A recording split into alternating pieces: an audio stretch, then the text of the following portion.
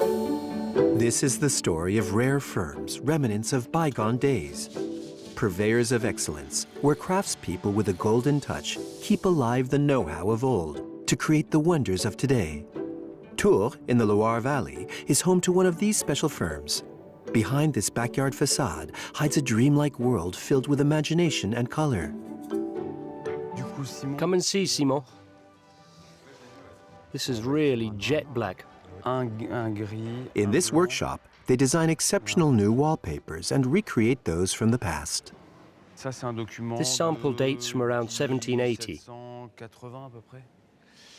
We're going to completely recreate it. François-Xavier Richard founded the firm 20 years ago, knowing nothing about printing.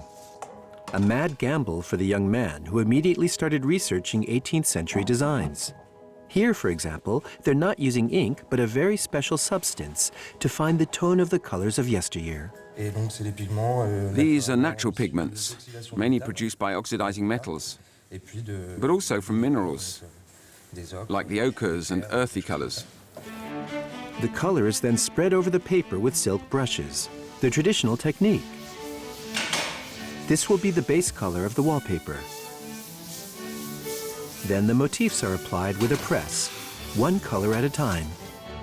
I gently dab it. I place my board on the paper. I press once. And then I start again. 11 different impressions will be required for this wallpaper ordered by a museum in Philadelphia. Each fabrication is unique and destined for prestigious addresses across the globe. This is the Santa Maria Novella Pharmacy in Florence.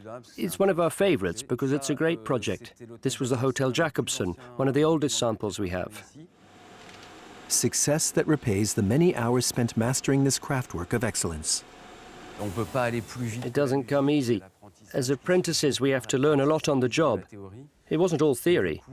We had to show what we were capable of, and that we really could claim to be master craftsmen. Craftsmanship is often about nostalgia.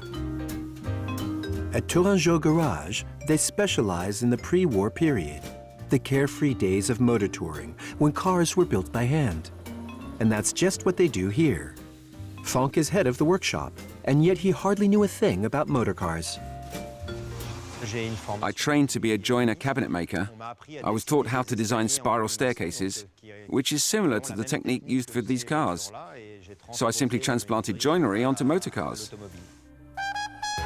From the wooden structure to the bodywork, via the engine for which each part is handcrafted, the garage specializes in restoring and reconstructing the most prestigious pre-war cars. Bugatti, Lancia, Delage, mythical cars which come back to life through the work of these master craftsmen. All these cars have wood, leather, and other noble materials. You have the sensation of passing on a whole period to a new generation just coming into the business. Maximilien is the workshop's latest recruit. You need to be very meticulous.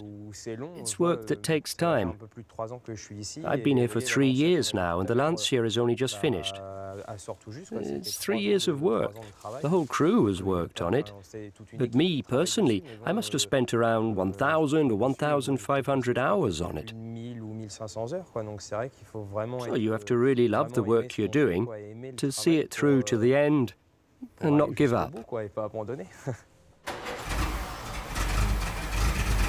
A sweet sound that finally rewards hours of work and patience is also what Olivier Cottet looks for every day.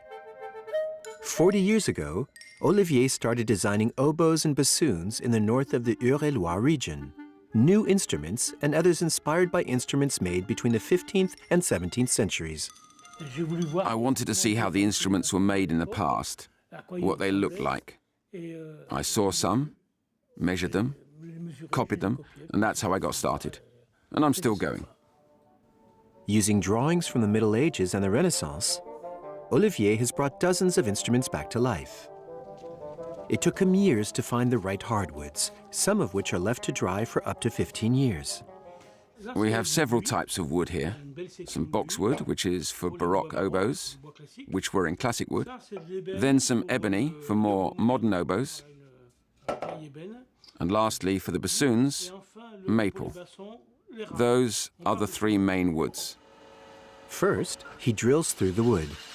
This will determine the instrument's acoustics. Then comes the turning, and finally the bassoon's metalworkings and keys. Over the top.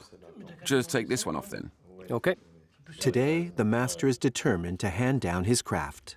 We work within a culture, a tradition of know-how and of techniques that we must learn and practice. Reviving the sounds of ancient instruments, recreating the wallpaper designs of old, and giving some va-va-voom back to pre-war cars shows the traditional know-how is still very much alive today and keeping our craftwork heritage going.